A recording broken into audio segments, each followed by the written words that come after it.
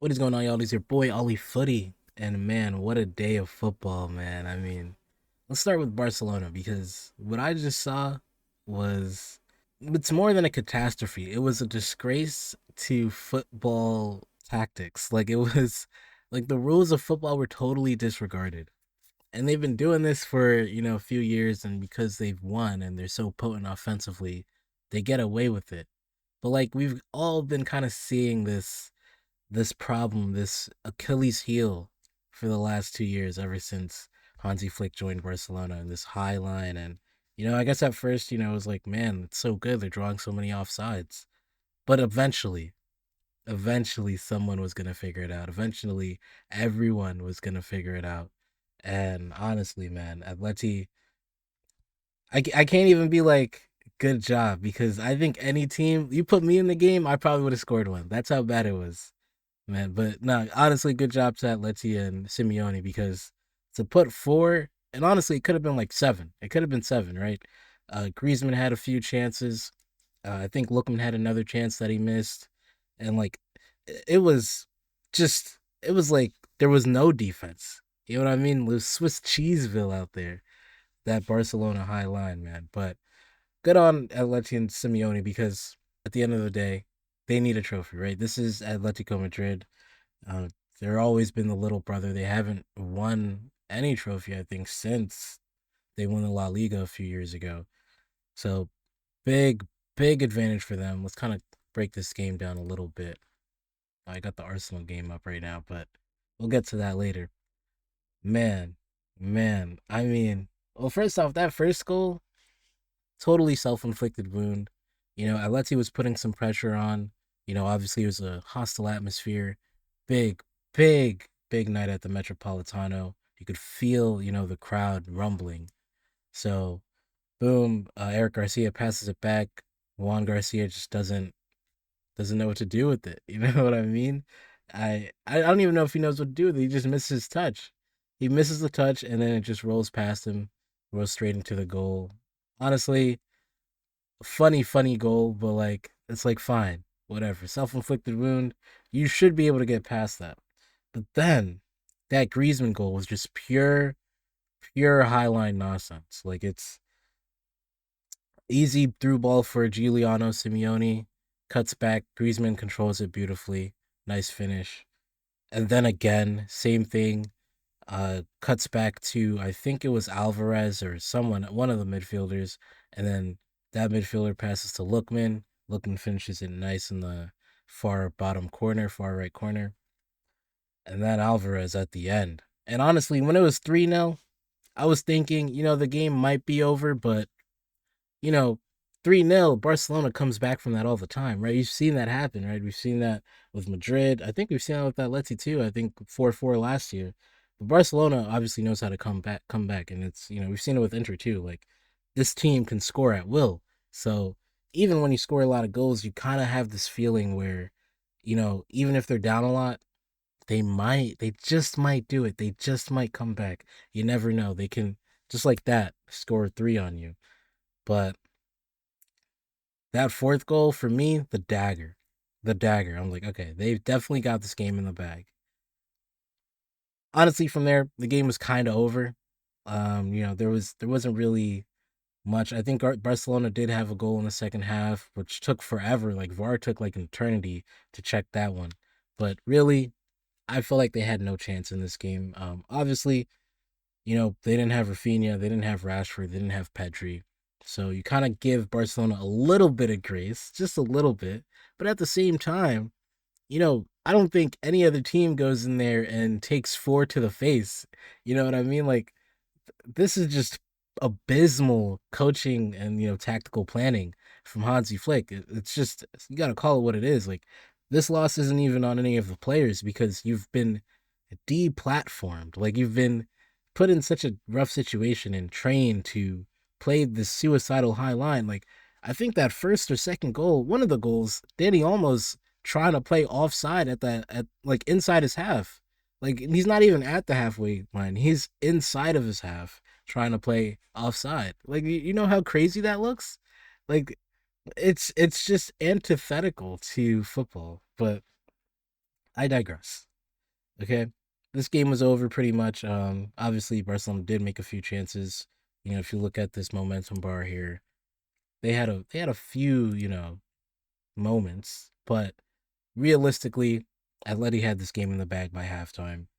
Um, and I'm thinking, and now from there, I'm thinking, all right, this is great, But as I get to the late stages of the game, because they had a lot of extra time due to that long VAR check, I'm thinking to myself, and you guys can let me know in the comments, but I feel like I was mentioning earlier, Barcelona is so potent offensively.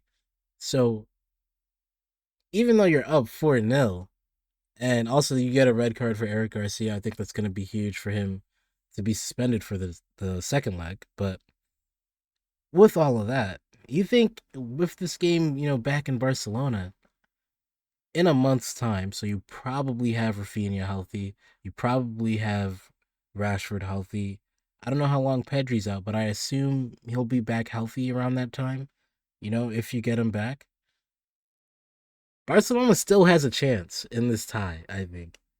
And I'm not trying to glaze. I'm not trying to, you know, like, look, I'm a PSG fan, okay? I don't have to prove that I dislike Barcelona or anything, but being objective, you see Barcelona score at will the last 2 years under Flick. Like, you've seen them put, five to the face in a flash. Like, you know what I mean? Like they can put five on you with a blink of an eye if you're not, ready. So at the same time, this is Simeone's, Atletico Madrid. He knows how to cook up a low block. He knows how to cook up a defensive masterclass. But I can't believe I'm about to bring up this game. We've seen Barcelona lose 4-0 in a first leg before and still win the tie. You know what I mean? La remontada. And it's bittersweet for me. Not even bittersweet for me. It's just bitter for me to bring up that game because I still think that game was a robbery. I still think that game was poorly officiated, and really not reflective of Luis Enrique's managerial career. He's done far better things, including winning a Champions League with Paris Saint-Germain. But that's neither here nor there. I'm just saying that with this team, like this team is one of the most potent attacks we've seen in football in the 21st century. You know, it's possible. It's possible. I would not write them off just yet. That's just me. I don't know. Maybe I'm speaking crazy, but look, man, you have Lamine Yamal, you have Lewandowski, you have Ferran Torres, Fermin Lopez, Dani Olmo. If you get a healthy Rashford and Rafinha, especially Rafinha, you got a chance. You got a chance to put at least four back on Atleti, in my opinion. At the same time, when you're playing a Swiss cheese high line, you might score four, but we will definitely concede one at least. So it's gonna be close. I honestly think that second leg is gonna be close. You know, with that being said, though, if Atleti get through that second leg, obviously they'll be favorites to win the trophy. And I'm hearing rumors that this might be Simeone's last year. So it would be nice for them to get a trophy in his last season. I don't think they'll win La Liga. They're probably just a little too far off. When you look at the table right now, I think they're at least 12 points, 13 points actually off of Barcelona right now. Now, the good thing for them, I think, is they face Barcelona in the league later on, if I'm not mistaken. Yeah, in April. And that's good in the sense, well, it's not good for Atleti, but it's good for Real Madrid, okay? Because if Atleti can do this to Barcelona once, you'd imagine they could do it again. You just imagine, right? Now, that La Liga fixture, I believe, is also, yeah, it's at the Metropolitano. And funny enough, Atletico Madrid faced Real Madrid, the week before, or 2 weeks before, actually, because there's an international break. But this is actually huge for the La Liga title race. Because if you can take off points, if you're Real Madrid, for example, if you can win against Atletico Madrid, Atletico Madrid don't really win at the Bernabeu, so you'd imagine Real Madrid win that. And then if you hope Atletico Madrid can pull this off again in 2 months' time, and you'd expect Madrid to stay consistent and stack up wins. Same with Barcelona. But if Barcelona lose this game on April 5th, that might give an opportunity for Real Madrid to win La Liga. Now, I'm obviously missing out on, the El Clasico because that's going to be huge. I think El Clasico is actually the week after, so April 12th. But, that's huge for Real Madrid. You'd be feeling super, super confident now as far as oh, it's actually the month after. So there's still some time, but you'd be feeling confident in your ability to possibly leapfrog Barcelona by the time this comes around.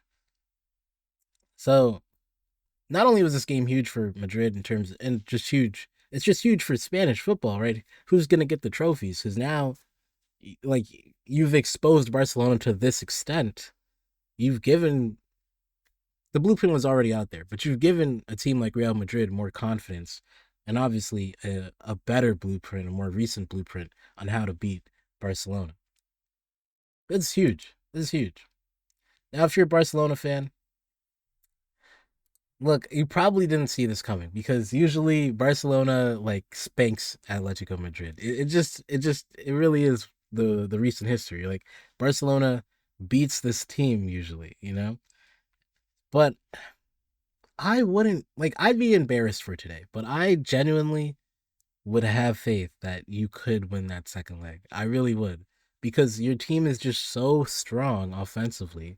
And if you can just, keep the pressure for 90 minutes or if it goes to extra time or whatever, you'd still be at home, you know what I mean, so you'd feel more advantaged. It's doable, like it's doable. But if we're talking about this game today, total embarrassment for Hansi Flick, man. I don't know what you were thinking. I think this is going to be Barcelona's downfall every time is Hansi Flick's unwillingness to adapt. You know, it doesn't matter who's playing back there, right? Like you, I think today it was their usual back four, right? But you put a Rauho in there, you put whoever else in there, Gerard Martin, etc. You put anybody back there, he's still gonna play that high line. He's not gonna switch. And I think eventually you're gonna have to learn how to play some good rest defense. You know what I mean? Like play a lower block and play it for longer times. And I think you know the Barcelona players are intelligent. You know what I mean? Like they're like these are pro players. They can play a low block. You know what I mean? Like it's not such a crazy idea, is it? I don't know. I don't think it is. But anywho, let's take a look at the grades real quick. Just this is pretty accurate. Balde was getting man, yeah, man. Balde was getting done up by Simeone. I'm surprised Simeone's grade was that low because Balde was getting some work done to him. But yeah, I mean, I don't know how Lamine Yamal keeps getting these green grades.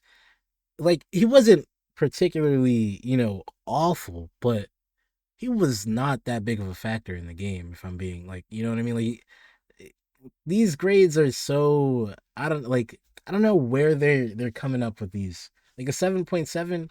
You really think Lamine Yamal had a 7.7 out of 10 today? Like no, no. You watched the game.